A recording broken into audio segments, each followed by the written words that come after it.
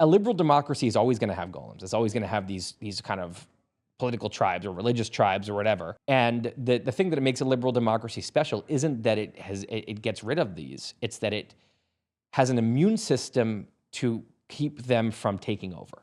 And what's happened, I think, in the last few decades, but especially in most recent decades, maybe due to social media and a few other things, people have gotten too very, very scared of these golems. They've become scarier, and that has turned into the people standing up for liberal values and going quiet.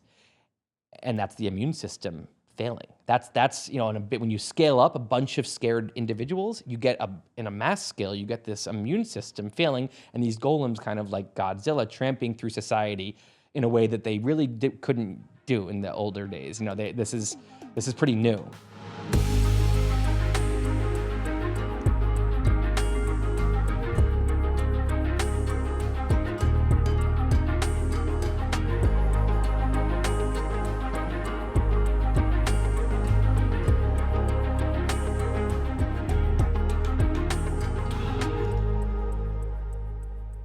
It is my pleasure to welcome to the podcast the author of the new book, What's Our Problem? You know him as Wait But Why, Tim Urban. Welcome, Tim. Thank you very much. This is a cool place to record. I like this. Well, first, congratulations on being a new papa. You've got like a 1 month old, which is a lot. It's your first, I know. Yeah, it's she's 3 weeks today, and she doesn't. And you have not slept in 3 weeks. No, and she yeah. So first of all, I'm not going to be able to get a sentence out. First of all, but second of all, she doesn't. She doesn't provide any positive feedback. She goes from like, if there's 1 through 10, right, and 10 is like you're really happy, and 1 is you're really sad. She goes from a 1 to a 5. So if she gets to neutral, I'm like, dude, all it is, as long as you're not yelling or crying at me, like it's all to the good. As long as you're just like looking around, then that's the looking victory. Around is the promised land. I mean, and then when she's crying, and I'm like, okay, I've done the checklist, I've done that, and I'm like still crying, and now I'm like, and then the contradictory advice, like I'll be like, oh, I'll rock her, and they're like, don't rock her to sleep, and I'm like, well, then I'll put her down. They're like, don't leave her crying. I'm like, I don't know. You know that there's a parenting resource that I liked a lot. Do you know who Emily Oster is? Yes. Anyway, her stuff. Read that book. Okay, cool. You're on it. It's all to the good. Yeah, I don't know people who are like very like anti-reading the books. I'm like, I'll read all the books and get all the advice. But I will say that the contradictory advice is really like that's it's something. A painful part for sure. I'll give you the best advice. Just listen to mom. Listen to your wife. I'm not sure she knows what to do right now either. But I just went down the listen to your wife path, and we're still married, and 2 kids later.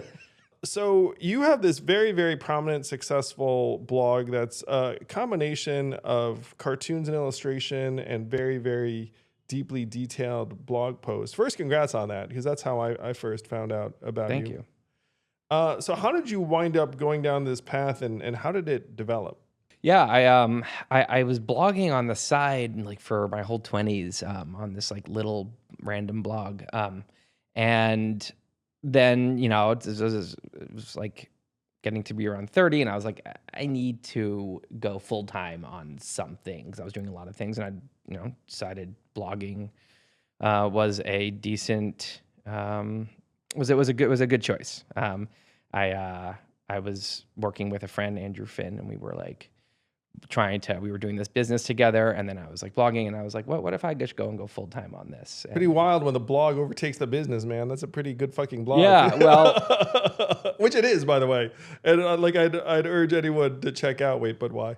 I mean, I think the lesson is like, for me, is don't worry too much about like the specific thing that you're working on, as much as whether it is something that you really are excited about. Because we had a pretty cool business. I just my heart wasn't in it, because it wasn't what I really wanted to be doing. And so I put out such a better effort when I started writing full time, because it was something I actually was excited about. And so I just did like a way better job, like a way better version of me was suddenly doing this thing. And that's profound. Yeah. When you're actually calling on 100% of yourself, powerful things can happen much more frequently than when you're calling on some less than 100% of yourself. Yeah, yeah, it's really a thing, and even just like when it's like if you're fully in on something, then like when you're in the shower, you're thinking about it. When you wake up in the morning, you've been your mind's been working on it while you're sleeping, and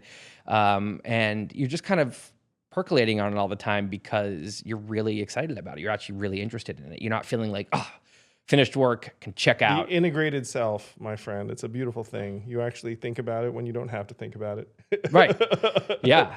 And then of course more of your mind is going to be working on it. So yeah. So this book, aptly named "What's Our Problem," you started thinking about this like a while ago, and the book took some time to come together. Yeah, some time for sure. You said your kids are 7 and 10. Yeah, yeah. So they were like 1 and 4. When oh no! To work on this. So you can remember what that was like. That's when I started thinking about this topic. So basically it was like mid 2016. And Trump hadn't even won yet. He hadn't even been nominated yet. Wow. This was like it was heating up, the primaries. There was Trump madness on one side, but then there was like I was also looking at like I don't know if you remember this video came out. I think Greg Lukianoff took this video. Actually, it was at Yale, and there was this whole debacle over like Halloween costumes, whatever. It was this viral YouTube video of students screaming at Nick Christakis about how this should be a safe space, not an intellectual space. I do remember this episode, and I remember thinking so a safe space is in conflict with an intellectual space is what I took from that video, and I said that's what's up with that, and when I started, this was part of it was kind of the last straw for me because something had been building up, which was like I think like. Nothing, in 2012, I remember thinking that like nothing was simpler than like, there was foreign policy issues and there's domestic policy issues. And I was like, I don't know what I think about any of these. It's like so complicated. But then I was like, social issues, those are easy. Like gay marriage, obviously, is a good thing. Right. Like that, it felt so good. I was like, I can have conviction about something political. Like, yes, like social justice issues, right? It was just like so clear that like the left is on the right side there. And like, if I don't know what I think about anything else, these have to be my guys because of the social issues, right? Versus in 2012, you have like Rick Santorum and all these super, anti-gay marriage and other whatever. And so now flash 4 years later, and I'm thinking like, I'm feeling like very kind of scared of the social justice people, and I don't want to write about it. This is something I normally would be so proud of. I was like, I'm scared to touch it, and I'm like, what's going on there? So it was this issues, and then you also had the Trump going on. And I said, I write a lot about AI. I write a lot about brain machine interfaces and VR and all this cool stuff in the future. And I said, none of that's going to matter if if something bad's going on in our like underlying workings of our society. Yeah, I agree with that. And so that was like the beginning of me working on this. Well, so AI is getting smarter and we are getting dumber. I mean, it's a pretty bad combo. Yeah, it's not great. It's not great. Our technology in general is exponentially getting more powerful. Well, our friend Tristan Harris says we have primordial brains, medieval institutions, and godlike technologies. Yeah. It's a pretty nasty cocktail. So your book, and I want to dig into it, I would be brandishing a copy, but at present it is digital only and audio only. Did you record it yourself? I did, which was grueling. People don't know how hard it is to read your own book. So hard. I mean, also, I just like it's a skill, and the people who do it all the time, they're professionals. I'm an amateur. I was like, I don't have this skill, so I'm messing up every sentence, and I'm like, how many days did it take you? So it was 9 5-hour days. So 45 hours to record a 14-hour audio. Understood. Way to spread that out, man, because your voice actually gets tired. Well, I probably wouldn't have, but the studio themselves are like 5 hours is the max because they know that you get fatigued and your brain gets tired and you actually start messing up more too towards the end of the session. So in your book, you talk about there being something of a ladder of thinking, which I enjoyed a great deal.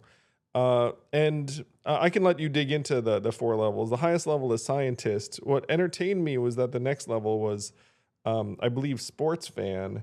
And then the level below that was attorney, which you're like, wait, like sports fans are smarter than attorneys? I get in a lot of trouble for this. I've gotten some very angry attorneys. I'm not talking about actual scientists, sports fans, attorneys. I'm talking about each of these is representing a certain like way of thinking, a certain goal. And so when I talk about scientists, first of all, so the premise of here is that this is a vertical ladder, vertical axis. We talk so much about left, right, center in politics, right?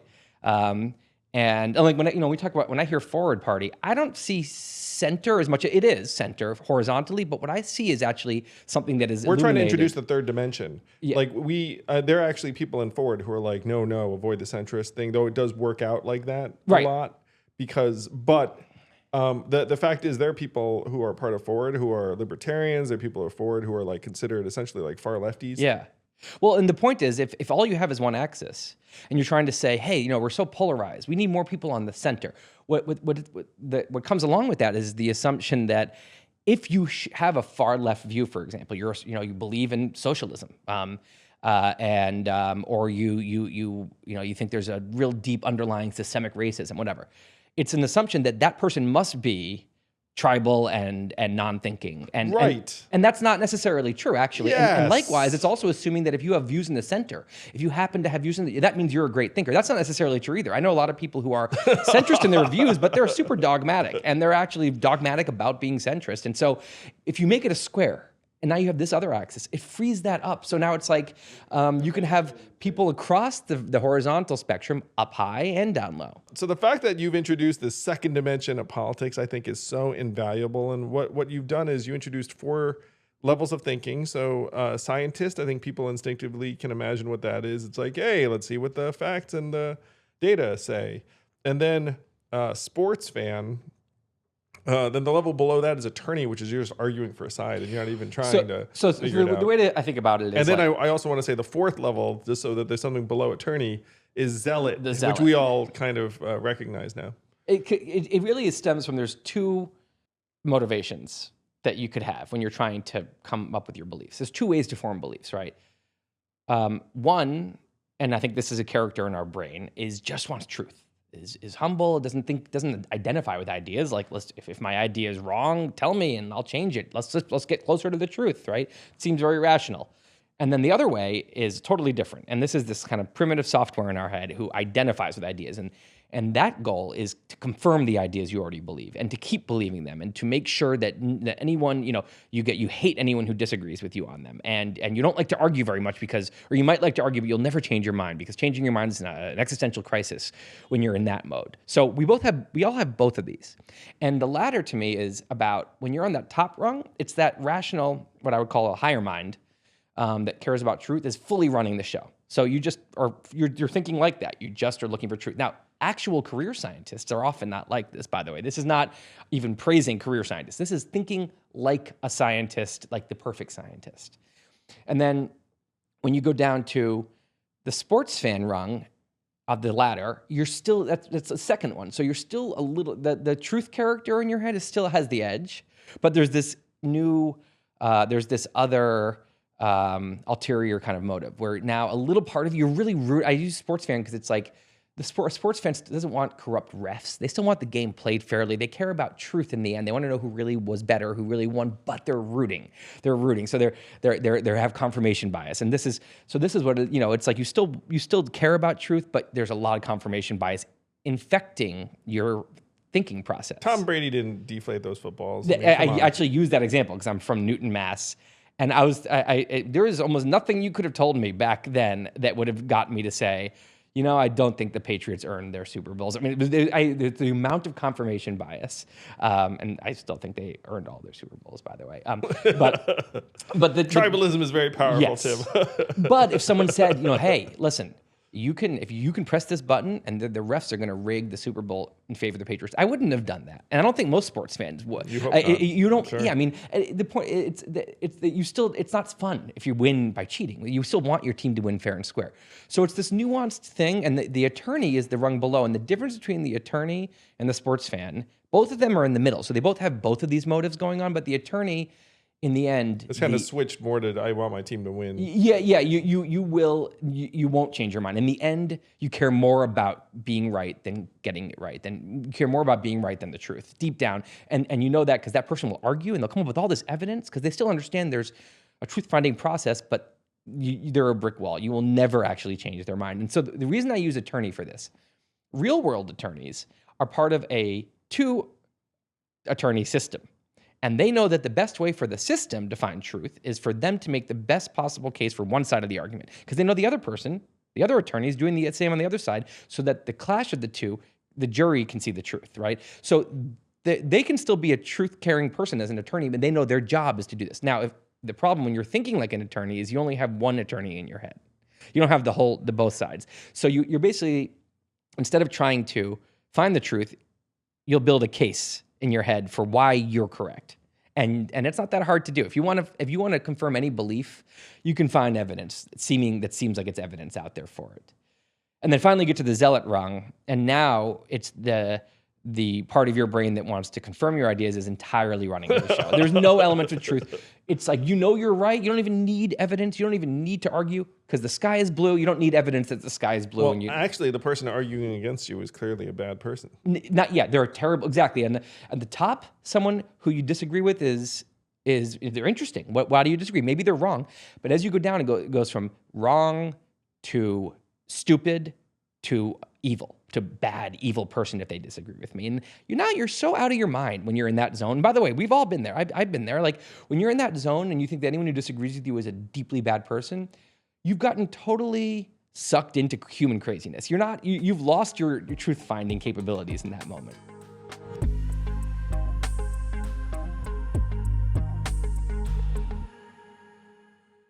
I am pumped to announce that I have a novel coming out on September 12th, The Last Election. It's a political thriller co-written with my friend Stephen Marsh, who wrote the book, The Next Civil War. If you listen to this podcast, Stephen's been a repeat guest. Stephen and I became friends and thought we should collaborate on a way to scare the shit out of people, but also entertain them with a story of what could happen in this upcoming election or the election thereafter. Do check it out at andrewyang.com/books, and there's a special discount code Last Election that you can use for 30% off at the publisher's website. I'll be talking more about this book, but I'm so pumped to get this out into the world. Last Election, coming your way.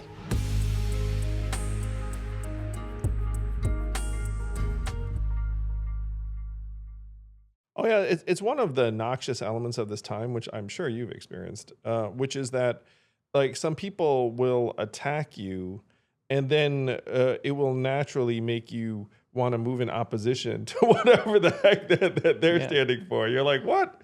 What are you coming after me for? It's like, what are you into? That I'm because it stopped being about ideas. It's now about tribalism. This person is the outgroup. I hate this person.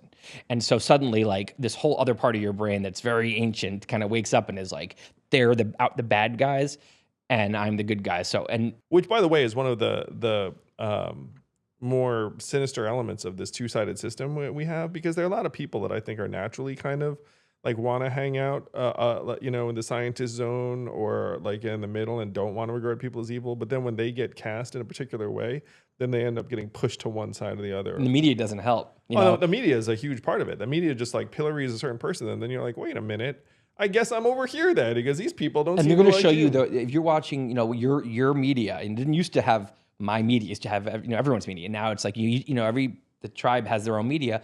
It's going to present the worst kind of people on the other side. It's going to make you seem, it's going to demonize people. There was a study that just came out that Marjorie Taylor Greene gets like 10 times the press of any of like a reasonable member. Newt Gingrich said this, I think it was in like the early 80s. He said, you got to give them conflict. If you give them conflict, you get attention. I mean, he knew a long time ago, and it's still the case. I mean, look how much attention Trump got. It's the left-wing media helped him get elected. They were huge for him. In 2016, then Trump wins, and then your book ends up, I'm sure, morphing. That's the problem. I never want to write about current events again, because every time something happens, you're like, well, let's just change the story. I had to go and incorporate this. So yeah, I mean, to have the whole arc of the rise of Trump at the beginning of the book, the whole arc to past January 6th by the end of the book, even past the 2022 midterms where, a lot of the election deniers were candidates. So that whole arc happened, yeah, in the process. And also just the whole kind of woke arc happened. It was very new. If you'd said wokeness back when I started this, no one had heard that term. Even social justice warrior, which was like a pejorative before wokeness came as a thing, even that wasn't a term yet at the time. That's how early it was. And then to have that whole arc and everything that happened there. And so it was fascinating to watch, but also stressful because I'm like, the book is now obsolete again. It kept on growing and growing. Yeah. So I love this second dimension, this high-low. And so you use these fun metaphors of genies and golems, where you had originally in the better version of politics, you had people arguing for their version in terms of facts and, and policies, and then the other people on the other side. But then, unfortunately, we've gotten now brought down a couple of levels where it's become more tribalistic and less reasoning. And you characterize essentially like the golem on each side as, unfortunately, so certainly, and I'm going to say on the Republican side, like the nastier, more unreasoning elements have taken hold of the party with the rise of Trump. But then you say that there is a version on the other side too, and you referenced it a little bit when you talked about what's going on campuses. Yeah, I think that it's not that politics should be people being nice and agreeing. Like when I think of high-rung politics, it's heated, it's passionate, right? There's people protesting. There's vigorous debate. They might not like each other, but in the end they're fighting about ideas, and the underlying thing that unites everyone up there, whether they disagree or agree, is this common goal of a better country. And it's like two lawyers in a courtroom. Their clash moves the country forward, right? It's like this positive sum game. When you go to the low-rung politics, which I sometimes like to call political Disney World, because it's Disney, it's the land of good guys and evil villains, right? And it's the mindset is not let's make a better country together, even though that's what maybe people think it is. That's not what's going on. It's let's defeat the bad guys. We're the good, righteous. We're perfectly righteous. We have no flaws, and they're evil and demonic. And let's defeat the bad guys. And if only we had it our way, the country would be perfect. But they're whatever. It's this very us versus them concept. That's a zero-sum game that moves the country backwards. When their clash hurts the whole country, while the clash on high-rung politics pushes the country forward. Exactly. So they're both clashes. Again, these are both heated. There's a subtle difference sometimes. But one is arguing about ideas, and they're experimenting, and it's not like an ethnic tension like type thing. It's not like a evil and good. It's like we're all here trying to do the same thing. I think you're wrong, but let's discuss it. And at the bottom, it's this war of not ideas, but it's a war of peoples. It gets into the same kind of thing that creates religious wars. Zealots versus zealots. I mean, it can get very, very dangerous very fast. And by the way, when you're in that environment, you feel a lot of pressure from your own side to any kind of legitimizing the other side. You'll feel it from your own side. It's each side kind of bullies themselves into staying that way. There's a lot of conformity pressure. It's different cultures.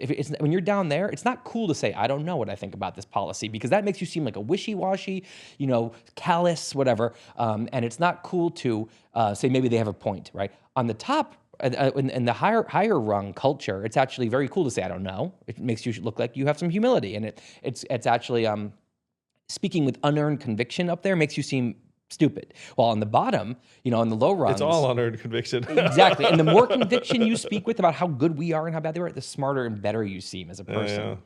Certainly social media helps. It's one reason why I love what you've done so much, is that you've managed to build a massive social media presence based upon insight and reason and, and learning. Whereas a lot of social media is about, hey, if I'm angry and loud, and you document the dynamics of social media is like if you find a villain and then rally people to defeat the villain, that's how you get energy. What both of us have learned, I think, just on social media is there's a giant audience of people who really don't like political tribalism. They think it's lame. They think it's boring. They think it's harmful. They think it's whatever. I mean, and actually, if you look at any survey, I mean, that is the majority of the country. And that group spans the political axis. There are people on the far right, far left, and everything in between in that group of people who don't want to be in political Disney World, but on, there's some crazy stat. What's the opposite of Disney World? So it's political Disney World. Political Disney World is like, and then I would just, low-rung, and then I just call it high-rung politics. It's a bunch of grown-ups acting like grown-ups. These grown-ups, again, they don't like each other all the time, and they have furious disagreements, and they passionately care about what they care about, but they're not living in a Disney fictional movie, which is crazy for grown-ups to be. So how did the Golems take control? And you write about this in the book, where like there were different processes where, like that you had the right-wing Golem kind of rise to power. I think Gingrich had a lot to do with it. Well, so yeah, I use the term Golem for it's like the emergent property of like low-rung political group. Like it's an echo chamber, which is a bunch of people, right, who are scared to disagree with each other. But there's an emergent thing there, which I think of as like big dumb giant that I call a golem that like runs, tramps like Godzilla through society. A liberal democracy is always going to have golems. It's always going to have these kind of political tribes or religious tribes or whatever. And the thing that makes a liberal democracy special isn't that it gets rid of these. It's that it has an immune system to keep them from taking over. So I think of it as kind of the liberal immune system, and the high-rung immune system, and what that's made of is kind of a very proud culture of like how we do things here. And there's a live and let live concept in a place like the U.S. And it's like regardless of what you believe or who you are, like live and let live. As long as you're not harming someone else, do your thing and let other people live, right? And that's not how a golem thinks. Their goal of the golem is to enforce its ways on everyone. But again, the immune system is people who will stand up against that. So first of all, the law doesn't let them use physical force. So that's a huge disadvantage that in other countries, a golem can actually execute you and things like that. And then without physical force, all they have is, ability to socially bully people and culturally control. And so the liberal immune system is people who say, that's not how we do things here, and we'll push back on them. And what's happened, I think, in the last few decades, but especially in most recent decades, maybe due to social media and a few other things, people have gotten too very, very scared of these golems. They've become scarier, and that has turned into the people stopping standing up for liberal values and going quiet, and that's the immune system failing. That's when you scale up a bunch of scared individuals, you get in a mass scale, you get this immune system failing, and these golems kind of like Godzilla tramping through society in a way that they really couldn't do in the older days. This is pretty new.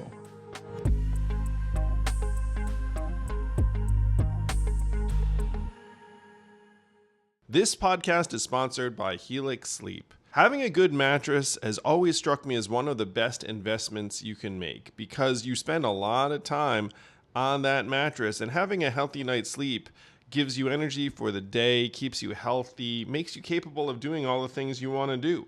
Why would you sleep on a mattress that's made for someone other than you, especially in 2023? With Helix Sleep, you can take a personalized quiz, get one of their 14 unique mattresses sent right to your door, have a 100-night trial, and a 10-plus year warranty. Yeah, they have that much confidence in their products, in part because they're manufactured right here in the USA, and it's the #1 mattress picked by GQ and Wired magazine.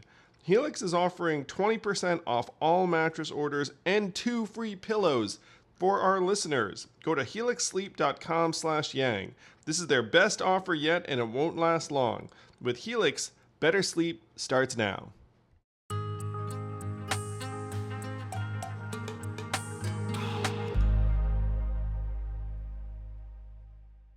So the biggest example in recent times of folks trying to stand up to the golem, in my opinion, of their own party, was Republican members of Congress voting to impeach Trump, where you had 10 Republican members raise their hands and say, yeah, we should impeach Trump over Jan 6. And I think it was maybe half a dozen or so, maybe 7 Republican senators did the same. And by the way, that number of Republican House members was significantly greater than 10 in the minutes before the vote. But what happened was each of their phones blew up with death threats. Yeah. and people saying, hey, if you do this, your career's over, your life is over, like we're gonna come get you.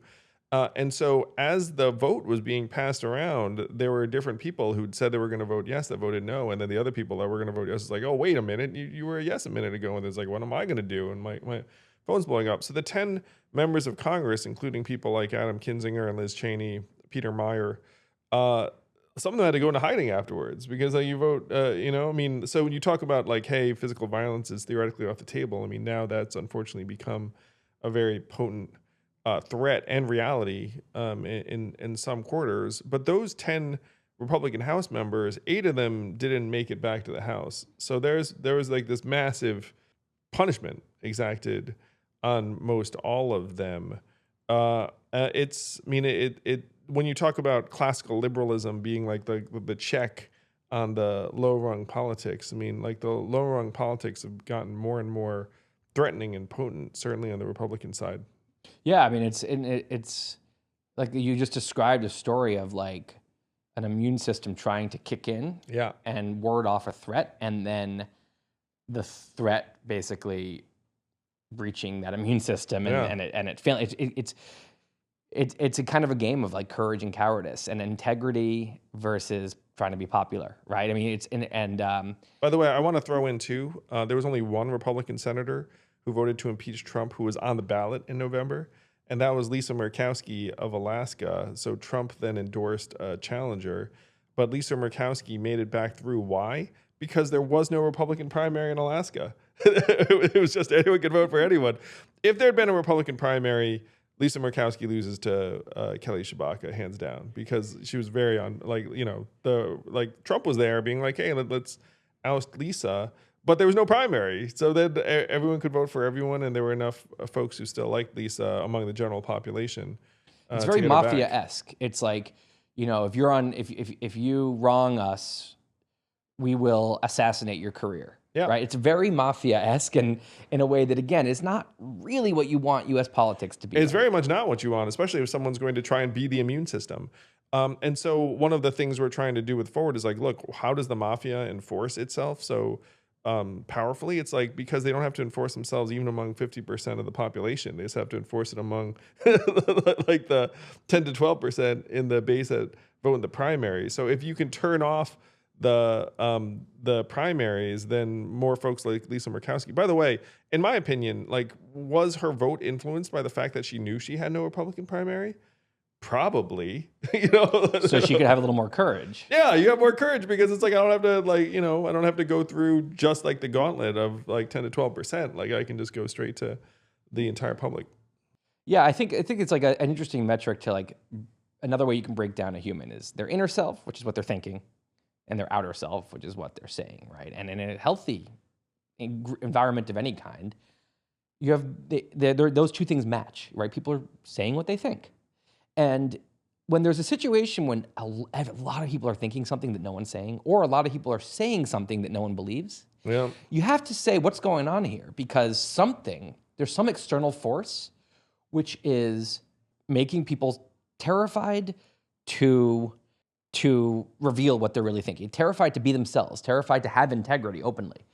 And so what is that thing? And that's never going to be good for the country, right? It's never going to be good for any environment. It's not good for a science academy. If everyone's scared to research this certain things, they'll get in trouble. It's not good for a classroom. If everyone's scared to have this viewpoint, or a debate, if no one will take this side, nothing good comes of this, right? You want people to be, feel safe to open up. So what we're talking about here, the fact that she's so rare, right, is an example. That a lot of there were a lot of other people who thought the same thing she thought. Yeah, totally. This is the party of Reagan.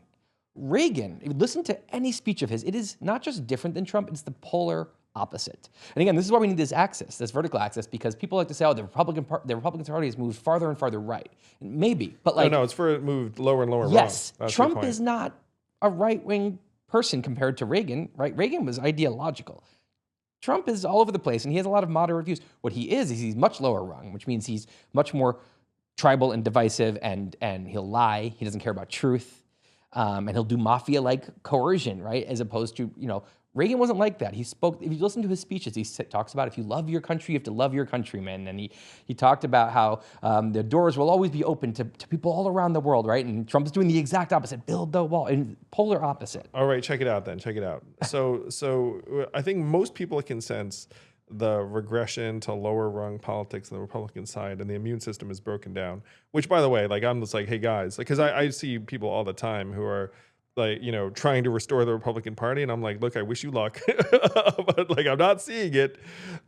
So how can one try to reverse that process? Like if it's gone from high-rung Reagan to low-rung Trump, and then this like mafia enforcement, like is there a path back? Or how do you get the immune system? Well, I think you have to look at how it if it's went already been down. broken. What's been pulling it down, right? And I think it does have to do with something like Fox News, which is a giant mega church, which is very much like training people on the Disney narrative. Each party has their Disney narrative about why we're the perfect righteous things and they're evil. So this is a big mega church with preachers, Yeah. Rush Limbaugh back in his day, and Tucker Carlson, whoever you want to say. These are charismatic preachers on the all right, and that didn't used to be like that. That started in 1996, Fox News, right? Yeah, So Arthur Brooks thinks that cable talking heads have become the new preachers and taken the place of what religion used to be. Yeah, no, absolutely. It's very religious, all this. And again, even on the left, you see a lot of zealotry to your point. The low rung, a lot of zealotry. And so you have that. You also have social media, which is a whole new thing. I mean, so the same exact human nature. We don't, human nature hasn't changed in thousands of years. The same human nature created the Nazis, created the Roman Empire, created, Greek philosophy, created medieval, witch burnings, right? And created liberal democracies. It's all the same people, the same human nature. We're not better people. What the difference is, you create one environment and the human nature goes in and behavior comes out. You change that environment, the same nature goes in, different behavior comes out, a different system comes out. And so when you look at something like when you look at these giant environmental shifts, like Fox News, and just tribal media in general, and social media, and things like the foreign threat going away. Back in the 60s and 70s, people were scared of the Soviet Union. Before that, of Hitler. That's kind of gone, right? The parties used to be a mixed, pluralities. Yeah, totally. That was the source of a simmering source. Now, the ideological, purification of the party. So these are all environmental shifts. I don't think there's any evil people here. I think that you look at these shifts and you say, well, it's yielding this result. Yep. And so if you want to think about how that can go back in the other direction, I think you have to, it's not that you're going to undo these shifts. You're not going to go back to the environment of the 60s or the 50s. But how can we work with what we do have and evolve it and kind of shape it into a way that's going to produce better behavior? Because again, the exhaustive majority is not in favor of this stuff. Nope. So that's the hard part. If you have to change everyone's mind, that would be hard. It's actually the minds, many of them are already changed here or are already in the right place. It's like you have to empower. It's this fear of speaking out. This silent majority has to not be silent. All right, so what we're trying to do is turn off the party primaries, which would then amplify the voice of the silent majority. That's an environmental change. That's an environmental change. Yeah, it could be huge. It could be one of those things that is One reason why I appreciate what you're doing is you're building a media organization that is speaking about facts and truth and reason and trying to elevate people's thinking. So you have this degeneration to low-rung politics on the Republican side, but there is a Golem on the other side. Oh yeah, and you talk about your own personal arc, which I'm going to suggest. I'm just going to speak for myself. I'm not going to speak for you, but like I went to school in New England at Brown University, and was a Democrat for really my entire sentient adulthood, like without questioning it too hard. I mean, I went to Brown. I come to New York. New York's obviously like a very, very blue town. But then there has been this relatively recent set of development where you talk about classical liberalism and reason. There has been like a new zealotry on the left. Yeah, and I think that just because someone self-labels a group self-labels as something doesn't mean that's what they are. So if the zealotry I'm talking about, I like to call it social justice fundamentalism, which is, I think wokeness is just a term loaded with baggage, and it's often used by right-wing provocateurs and whatever.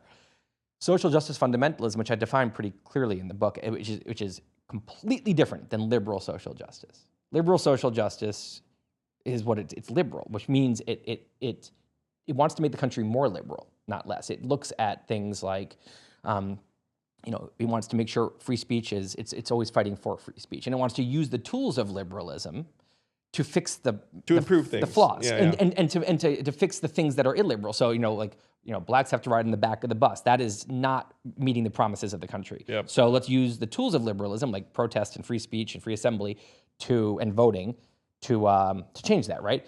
Social justice fundamentalism is fundamentally it's anti-liberal, and that's not necessarily bad in itself. It's not that I think that the discussion on this is over and liberalism is purely good. It's one philosophy, but its tactics are illiberal, and it is. So I think what people who don't look hard enough, they think what they would call wokeness is just a really radical version of social justice. It's the modern version of the civil rights movement, and that's just not true. What it is it is fundamentally opposed to liberal social justice. It is something that says we're not going to take the liberal tools of the country to make it better. It's Audre Lorde's metaphor. You can't use the master's tools to fix the master's house, I think is what it is. And it wants to fundamentally, it thinks that the nuts and bolts of the society, the actual founding promise, is bad. But again, that's just a philosophy. I don't happen to agree with it, but that's fine. The issue I take is that it doesn't, you're supposed to, in the US, if you want to change things, use persuasion. Get out there and protest, write op-eds, do speeches, whatever you want. Get out there and change people's mind. And that's how so many of the biggest seismic things happened. You're talking about, look, it's fine for you to compete in the marketplace of ideas, but that doesn't seem to be the tactical approach a lot of the time. I think of it as like boxing, right? A boxing match. And the things in the boxing, the boxers aren't people, they're ideas. So take the civil rights movement in the 60s or women's suffrage, right? These are things where that boxer started because there's free speech. In another country, you might not have ever been able to argue for gay rights or for civil rights or whatever in the first place because it wasn't popular back then. Interracial marriage. 4% of the country was in favor of it in 1958. That's a dramatically unpopular position that would have been censored. People found it offensive. Sort of classical liberalism. So what's going on in a place like Iran right now? It's like there's no avenue for people. No, they will kill you if you say it. So, but you couldn't do that here. So what happened? The gay rights activists, they put their ideas in the ring. And guess what? That idea had truth on its side. It had righteousness on its side. Humanity, and so it started beating everyone. And before you know it, that's the heavyweight champion of the world, and we have gay marriage, right? And you have a totally, interracial marriage now went from 4% approval to like 6% disapproval. So those are things with the boxer got in the ring and crushed it. Now, what does social justice fundamentalism do? Is it doesn't do that. It doesn't box. What it says is anyone who tries to box, here's our champion boxer, which hasn't actually beaten anyone. If anyone tries to punch this boxer, they're going to lose their job. We're banning boxing. Well, so what you're saying is like they're racist or they're like anyone who wants to fight our ideas. If you put your idea in the ring against ours, we're going to not just punish your idea, we're going to punish you. We're going to punish you for the argument. So again, it's a huge difference between we're going to attack your idea, which is great. I'm good. Attack the idea. Tell me why it's wrong. No, we're going to punish you for saying it. Boom, that's the exact opposite. That silences all the debate. So that's... Yeah. It's illiberal to punish someone for holding an idea that's... It's the direct opposite. In opposition so again, the semantics get confused. Cancel culture is the opposite of liberalism in that instead of using persuasion, it wants to shut down any attempt to persuade. It wants to punish the person for trying to persuade. Criticism culture, which you could say, is very liberal, which is... No idea is sacred. You put your idea out, I'm going to try to show you why it's wrong. That enhances our group intelligence and it moves the country forward and it allows the boxing to happen and lets the ideas go out of the ring so we can see what the truth is, right? And we can see who actually wins in the ring.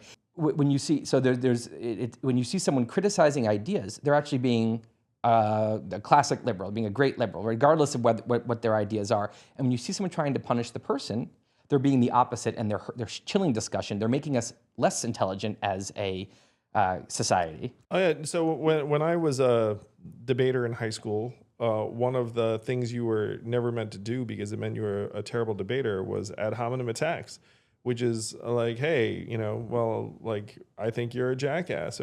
Right. I'm a white guy. Why am I even talking about social justice? Right. That's what I've heard from people. That's ad hominem. It's regardless of what I said. Ignore your idea. We're gonna discredit the idea based on who said it. That is not persuasion. That's not boxing. That's just saying, oh, this boxer was sponsored by that person, so it's an automatic loss.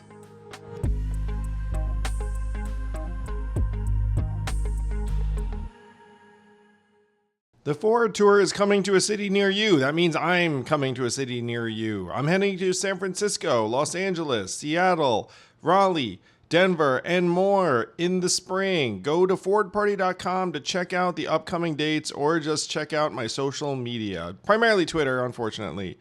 See you soon.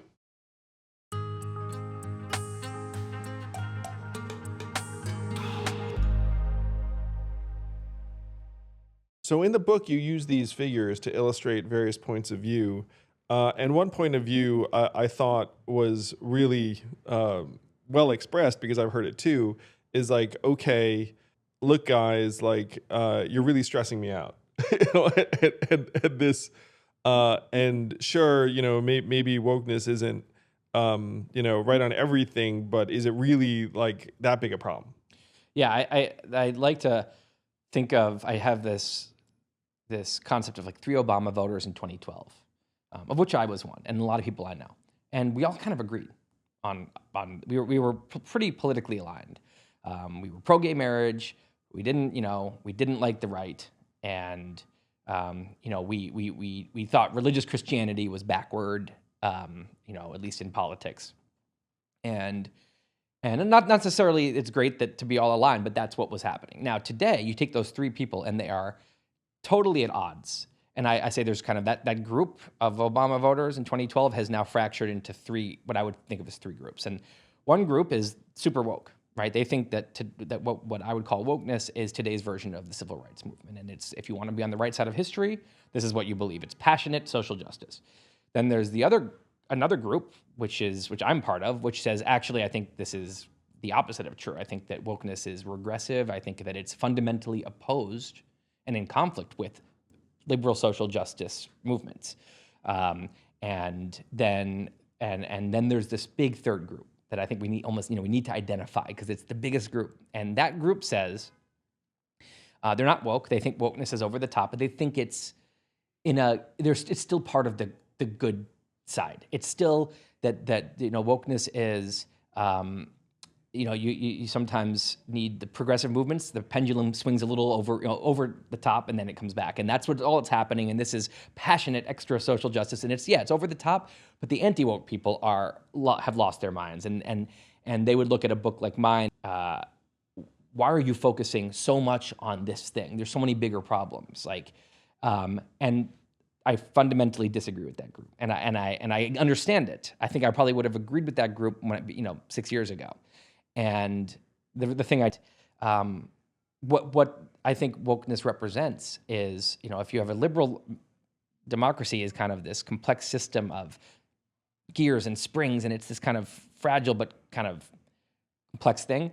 Wokeness is a force that is actually it is. It's like a simplifying force. Yeah, and it also is trying to. It actually fundamentally tries to break the system. It tries to break it, and MAGA, I would say the same thing. These are things that are in direct conflict with the general system working well, right?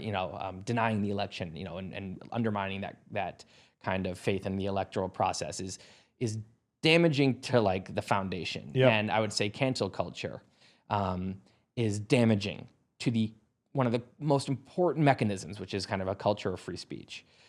And so the reason I think that this is something that is a serious threat is not that it's necessarily that wokeness itself is so bad. It's the fact that a demagogue president is succeeding right now to the degree that he is.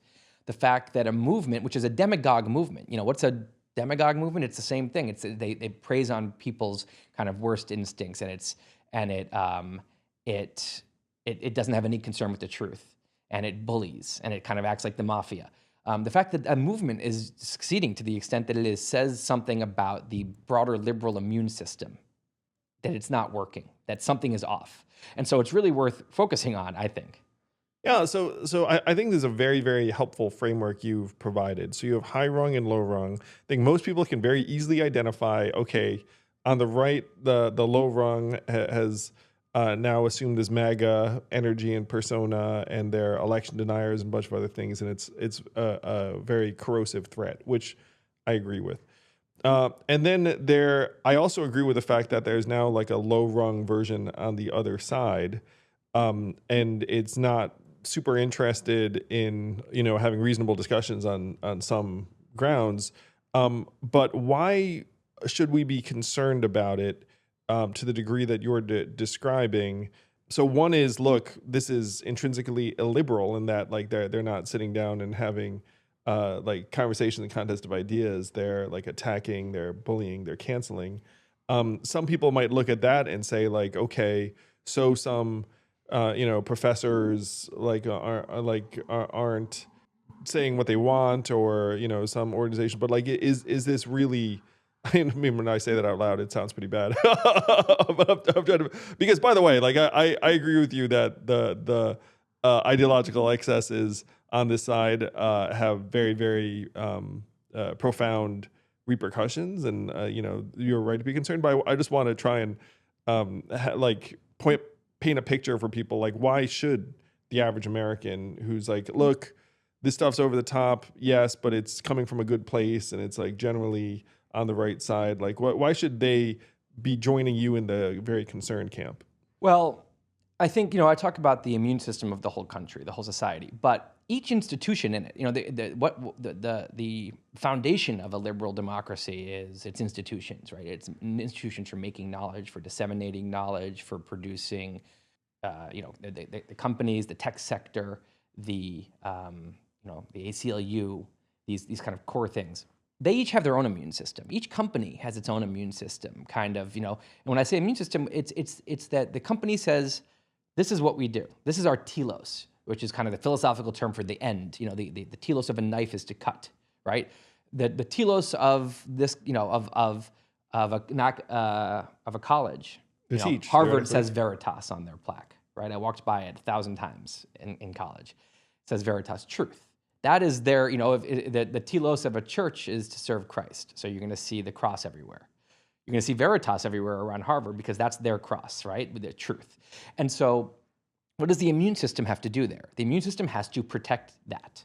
There's always going to be other people with other motives that are going to be in conflict with truth. And if it has a strong immune system, it'll say, well, that's not how we do things here. Truth comes first.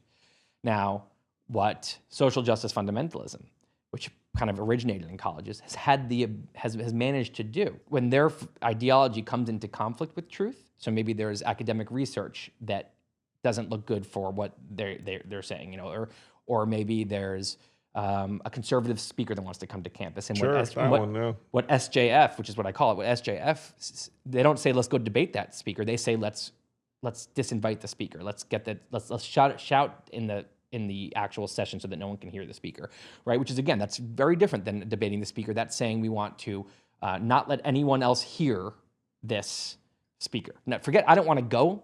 I'm not going to change my mind. No one else here is going to change their mind. No one else is going to hear. That's bullying. That's authoritarian, right?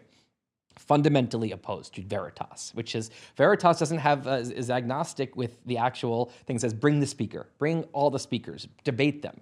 If a speaker comes with terrible ideas, embarrass those ideas by writing about how bad it is, bring another speaker, whatever. And so you see a conflict here. SJF has a certain way, and then Veritas has another. What's scary is that SJF has been winning. So the telos is supposed to be Veritas. Well, the incentive for the individual administrator, and you talk about this in the book, or the professor or whatever, it's like, hey, I'm living my life, I'm an administrator, I'm a professor.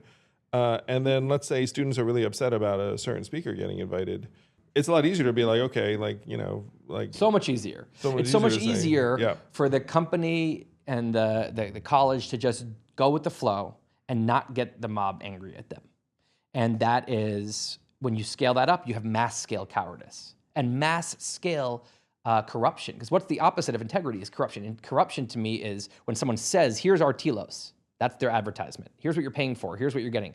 And actually something else has superseded it. So now actually when this telos comes into the sacred value, veritas comes into conflict with something else, the other thing is winning, that's a corrupt institution. So, we think of corruption as politics and money, but that's okay. The politician is supposed to serve their district or whatever, and actually they're taking money. So they're not doing that, right? That's just one form of corruption. Anytime someone says, this is our sacred value, this is what I do, and actually they're secretly doing this, that's corruption. So what you're having here is when it's easy. So what you're saying is this is corruptive to institutional integrity. Oh yeah. So SJF, social justice fundamentalism, what it does is its goal is not to play nicely, to enter the marketplace of ideas and try to persuade. Its goal is to take over and actually stop the marketplace from happening. That's at colleges. You also go to companies, and the company says, we do this. Media organizations. Media says we want to get to the truth also, right? That's veritas is supposed to be what the media cares about. Let's investigate it. And actually social justice fundamentalism has come in and says we will fire the op-ed, the head of op-eds if they publish an op-ed by this person we don't like, which is the opposite of what the institution's supposed to do. The ACLU, is using an example, is supposed to, what are they supposed to do? They're supposed to defend civil liberties, regardless of where it is in the spectrum. Free speech is like their sacred cow. But actually, all the free speech language has gone out of their documentation. And they've actually, there were some leaked documents internal where they've admitted to basically saying, we're only going to take on free speech cases that kind of jibe with progressive politics. That's social justice fundamentalism coming in and actually conquering, hijacking the institution. Its old telos goes out there. So if you look at this, an institution after institution, company after company, this one group has managed to come in, instead of persuading anyone, use coercion and authoritarian tactics to actually hijack the institution and change the core telos from what it was to furthering it. One thing that pains me deeply, and there's a story in The Intercept about this a number of months ago, but a very significant proportion of left-leaning or progressive nonprofits have become consumed by internal strife around the fact that like a particular leader, said something objectionable, has some practice that indicated that they weren't woke enough. And I think there were these various nonprofit leaders saying like, I spend now a majority of my time trying to quell internal strife and dissent as opposed to whatever the goal of my organization is. So the goal of my organization could be, women's reproductive rights. But instead of going out there and helping make that happen, instead we're now just navel gazing. But so what's happening there? The leader is what they're saying is, this is what we're supposed to be doing. This thing, right? And the leader is lamenting because they want to be doing this. Yep. Now, if the leader of the company can't get what they want, what does that mean? It means they're not really the leader anymore. It means that actually a group within the company or a movement outside the company has more power at the company than the CEO. That's happened all over the place, where if the CEO truly had power, they could say, no, we do this.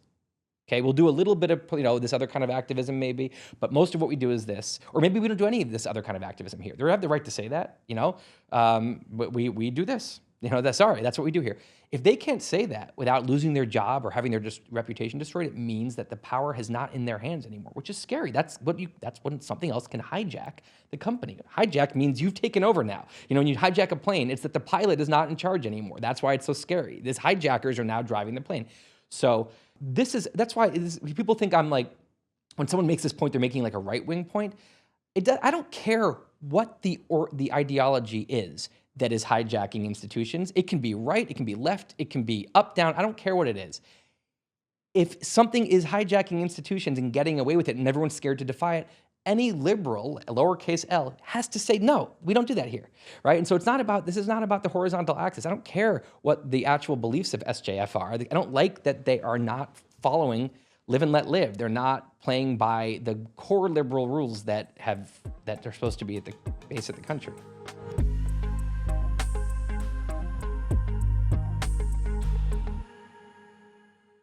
You guys already know all about ExpressVPN. I've talked before about why they are the go-to service for protecting your online activity. Big tech should not be snooping on us and profiting from what we do in our private time. ExpressVPN can also help access content, including thousands of Netflix shows that might be available in another market. You just beam in, encrypted, surreptitiously, and you can be a UK user, and all of a sudden all that fun BBC content can be yours. I could go on and on about ExpressVPN. It's the VPN that I trust, and I'm not surprised that CNET, Wired, and others have rated it #1. Visit expressvpn.com/yang right now and get 3 extra months of their service for free. That's expressvpn.com/yang. expressvpn.com/yang to learn more.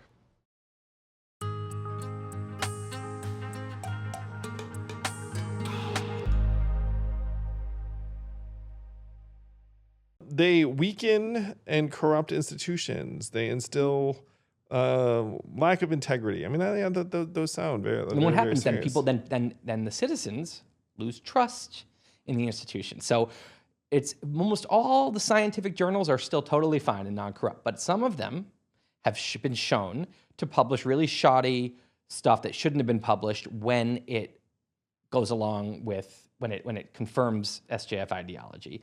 And meanwhile, there's been a number of many dozens of retractions, journals who have never retracted a paper before, peer-reviewed, passed through.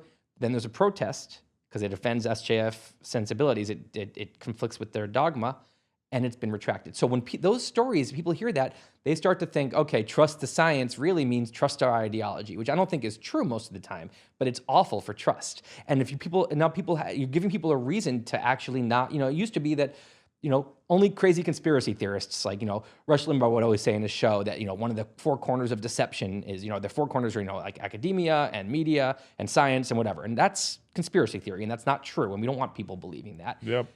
This movement is actually, and the failure of these institutions to stand up to the movement are actually giving credence to that, which is not good. That trust is the strength of the whole thing. Oh, one of the more, again, there are a lot of things.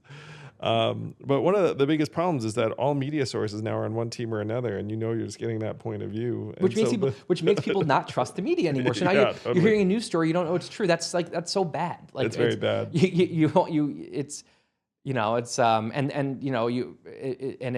you have, first of all, a lot of people that don't trust any media. And then you have the people that do trust one side and the people who do trust the other side. Well, what's interesting is that this is not symmetrical, where 69% of Democrats have high trust in media. Among Republicans, it's 15%. Among independents, it's somewhere between like 38. Which makes sense because most big media brands are left-leaning. Yeah. But on the other hand, there's something that actually is better about the left ecosystem because at least it has a large variety, and you'll see, to the credit, like the New York Times, for all its faults, like they publish conservative op-ed writers all the time. They popularized the term intellectual. Didn't there's one thing that like they published one from a Republican senator, and then they that was a really bad. That was James Bennett, who was the head of op-eds, published an op-ed from Tom Cotton that was making a point that 60% of the country at that point agreed with, which was that if these riots after George Floyd and all of that, if these riots, the violent protesters continue, we need to bring in the troops, right? Controversial point, for sure. And what James Bennett said is, I don't agree with this point, but if we can't be a newspaper... Yeah, I mean, it's a U.S. senator and not exactly. Something. It's also, this person has real power. Don't you want to know what he thinks? Yeah, he's like a real person. And guess what? Not only, there was a huge apology at the top of the op-ed the next day that says, we shouldn't have ever done this. James Bennett was fired. He had to go. He had to leave, and his career was tanked. So now what is that message to all the other op-ed heads? Do not publish anything. Yeah, which is, again, it takes no more, and this is no more a marketplace of ideas. We are playing under the rules of this one ideology's echo chamber is now hijacked the rules here. So it's the same story over and over, and we need the New York Times. That's the thing is, it's not that I want these institutions to burn to the ground. We need the ACLU, what it used to do. We need Harvard to be Harvard. Just like by the way, I also want conservatism to be conservatism. Like I never thought I would get like nostalgic for Reagan, but it's like when people, I grew up thinking that conservatism was the problem, right wing was the problem. No, it's that the low rung are depriving our country of high-rung conservatism, and we need high-rung conservatism. Elevate politics. So I guess I'll have the same question for you, which is, how the heck do you reverse this de-evolution or regression on the left? Is there where you can elevate elevate the discussion on that side? I think so. Look, I think there's in general two schools of solutions. One is the harder stuff that you're working on, which is like actually change the primaries, yes, get rid of ranked choice voting, things like that. Ranked choice voting. Let's do actual practical activism. That's where my brain works. Yes, that is to all your credit. That is the hard kind. I also think there's this huge low-hanging fruit here, which is there's this silent, exhausted majority, and on the left, within the left, there's this dude in the left. There's just a lot of fear, right? And so I think there's a lot of people like me who are concerned about this, who are too scared to say it. Then I think there's another big group we talked about who aren't seeing the full story. At least that's how I see it. They're not seeing. They don't see the hijacking that's happening. They don't understand that this is a bigger threat. And so that's why I say that there's kind of the low-hanging fruit is a two-part thing. There's awareness and there's courage. So there's awareness, meaning I think that if most people, including again most former Obama voting people, saw these stories, looked in what's actually going on in these companies, they wouldn't like it. So I want to build awareness about that, right? I want people to see the story for what it is and understand that, and awareness by splitting social justice into two groups, because you don't want to throw the baby out with the bathwater. We need liberal social justice. This is the pride of the country, is the history of liberal social justice movements. It's one reason why it's so powerful. They managed to, conflate. Yeah, exactly. The tactic is, if you disagree with us, you're the people who wanted segregation back in the 50s and the 60s. You're the anti-gay rights people. And people don't want to be that, right? On the left, that's the worst thing you can be called, so they'll be quiet. It's not true, though. So awareness is getting, difference between criticism culture and cancel culture, difference between social justice fundamentalism and liberal social justice, and getting that, but then all of that is useless if it's just in people's heads. So courage to start speaking out. And yes, you're talking about some senators that might have a death threat. I'm not talking about people that are going to have death threats. I'm not talking about even people that might lose their jobs.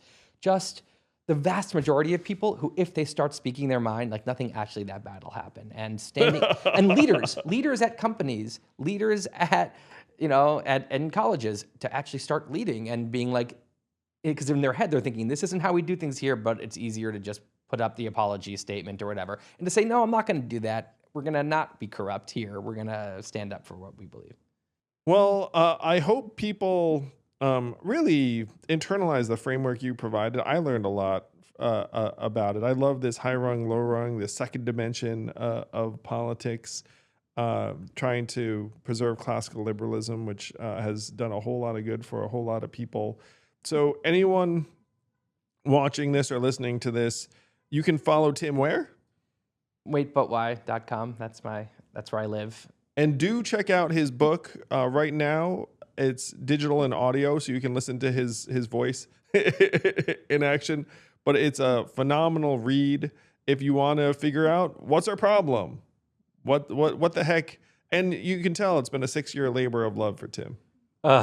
Never want to do a big book on current events again. My God, but yes, I'm proud of the final outcome. All the more reason you have to check this one out, because it might be the only one. Thanks so much, Tim. Thank you.